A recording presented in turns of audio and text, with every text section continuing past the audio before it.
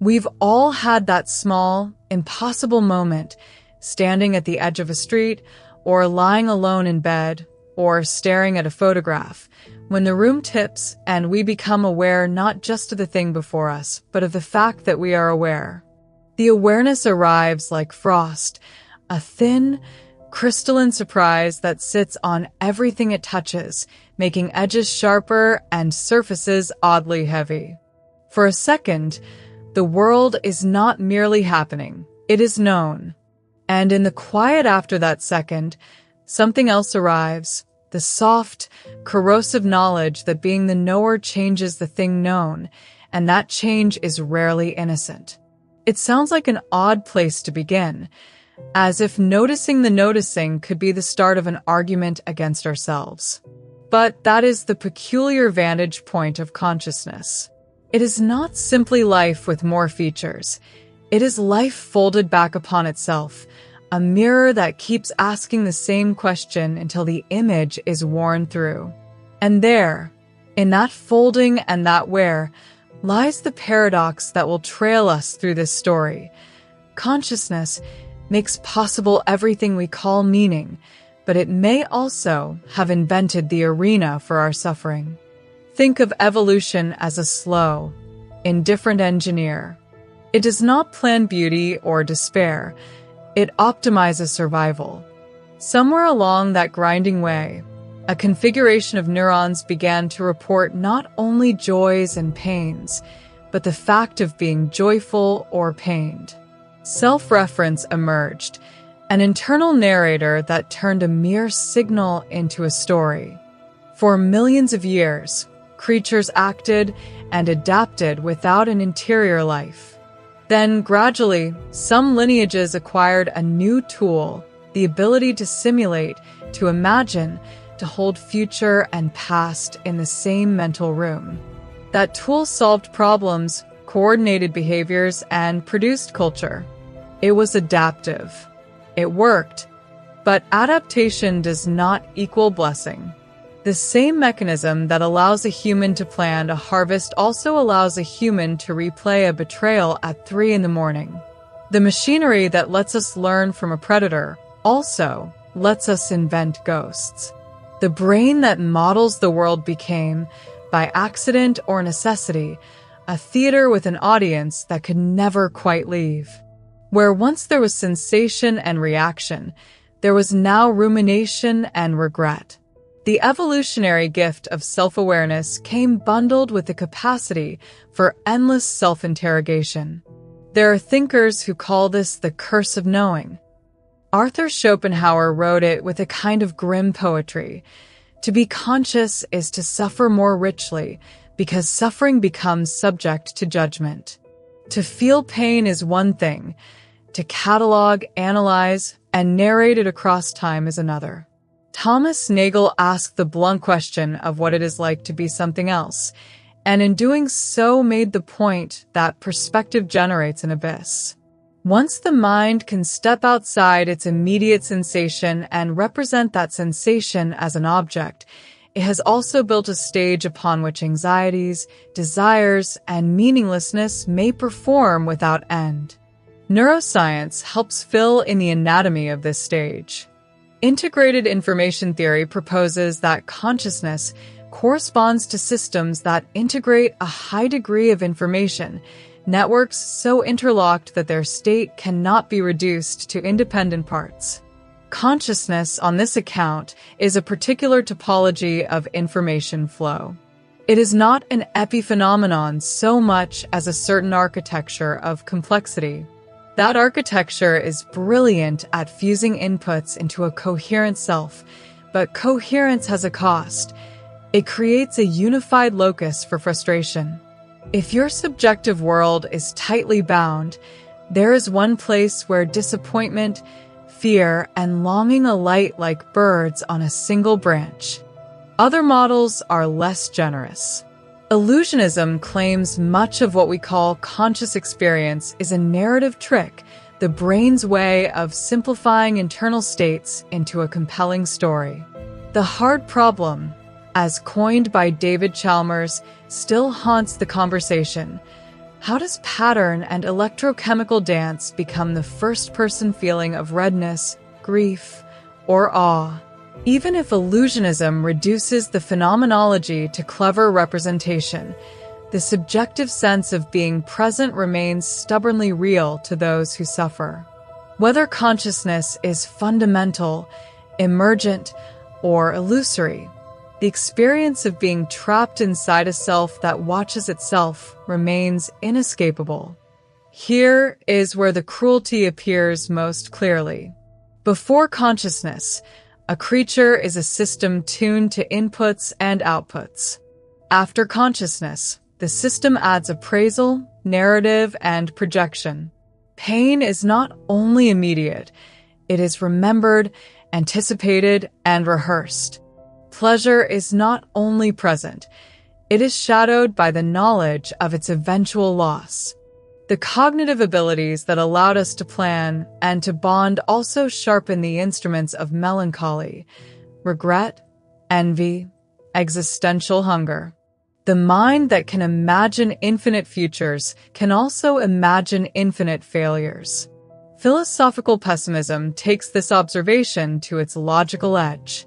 Schopenhauer posited that willing, the ceaseless striving inherent to life, is the root of suffering. For a conscious organism, desire is not merely a biochemical push. It becomes story-driven, layered with self-reflection and dread.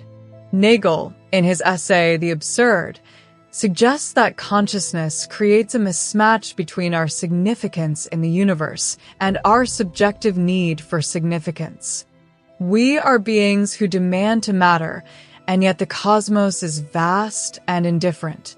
That dissonance reverberates in the human soul as existential pain. It is tempting to imagine a simple trade-off: consciousness for culture, pain for art, sorrow for meaning. But the trade is not fair. Meaning can be exquisite and life-affirming, yet it does not neutralize the relentless machinery of craving and fear. The artist's ecstasy and the depressive's despair can occupy neighboring rooms in the same house. The more integrated and reflective the mind, the more nuanced and resilient its joys, and the more elaborate and long-lived its wounds. Now take a step into harder science. When philosophers and physicists debate about the role of observation in reality, whether measurement collapses possibilities into facts, they are, in part, grappling with a notion that bears on consciousness. If observation has causal weight in defining events, then the act of being aware is not just a witness, it is a participant. Consciousness might not merely experience suffering, it might extend the reach of suffering by participating in the unfolding of potentialities that include pain. This is not to make a metaphysical horror show out of quantum mechanics, but to note that awareness is entangled with the fabric it perceives. Some speculative minds have gone further and suggested a panpsychist baseline. Proto-experience is woven into matter itself. If this were true, consciousness would not be a late evolutionary accident, but a pervasive feature of reality. The advantage of this view is that it dissolves the hard problem into continuity. Consciousness scales rather than appears ex nihilo. The disadvantage is existential. If the mind is everywhere, then the universe's capacity for suffering is correspondingly vast. Consciousness as an ontological curse becomes more than human tragedy. It becomes cosmic. And yet, even if consciousness is rare, a local glitch in the long story of life, its emergence may have been catastrophic in moral terms. Imagine a simple, content organism whose world is narrow, whose sensations are immediate and unreflected. Now imagine that organism stumbling into selfhood, and with it the capacity to ask why. The question is both a breakthrough and a contagion. Self-knowledge breeds empathy, certainly, and also despair. Once a creature knows it is doomed, It begins to measure not only the external world, but the horizon of its own extinction. There is a terrible precision to that knowledge. Awareness turns mortality into a personal story, and personal stories are where dread lives. This does not mean consciousness is only harmful. It permits compassion, art, inquiry, and the kind of love that is deliberate rather than automatic. But these goods arise on a scaffold built by suffering. The tools that let us save lives also let us mourn them deeply. The very faculty that allows a parent to plan a child's future also allows that parent to imagine every possible catastrophe that could befall the child. The architecture of mind is double-edged. It yields the capacity to ease suffering and the capacity to exponentially expand our sense of it. So where does that leave us? If consciousness is both instrument and affliction, what is our moral or metaphysical response? Some have suggested that the ethical task is mitigation, to design social and psychological structures that reduce needless rumination and chronic pain. Others point toward radical therapies and technologies, neural modulation, pharmacology, or even forms of simulated life that offload suffering. A colder vision asks whether, in the deepest sense, non-existence might be preferable to existence burdened by reflective anguish. That thought has haunted philosophers since antiquity and makes modern readers uncomfortable because it forces an appraisal of existence itself. There is a final, cruel twist worth considering. The very attempt to understand consciousness, to get outside the loop and see what the loop is doing, is itself an exercise the conscious mind performs. In other words, asking whether consciousness was a mistake is an act of consciousness that will probably not free you from consciousness. The mind tries to solve the riddle from within the riddle, which is a bit like using a flashlight to look at the flashlight's bulb. The search for escape may only deepen the entanglement, layering meta-suffering atop baseline suffering. And yet, in that tight paradox grows a kind of fragile dignity. To know you suffer and to still choose kindness, curiosity, and beauty is a defiance of the machinery that birthed you. Consciousness may have doomed us to a particular form of anguish, but it also created the conditions for moral imagination, the rare capacity to suffer for others and to act despite our awareness of futility. In that stubborn, imperfect moral light, we invent reasons to go on. So perhaps the right claim is not that consciousness is strictly a mistake, but that it is an ambiguous gift, adaptive and ruinous, luminous and injurious. It stitched together the capacities that let us ask why, and with that question came both civilization and torment.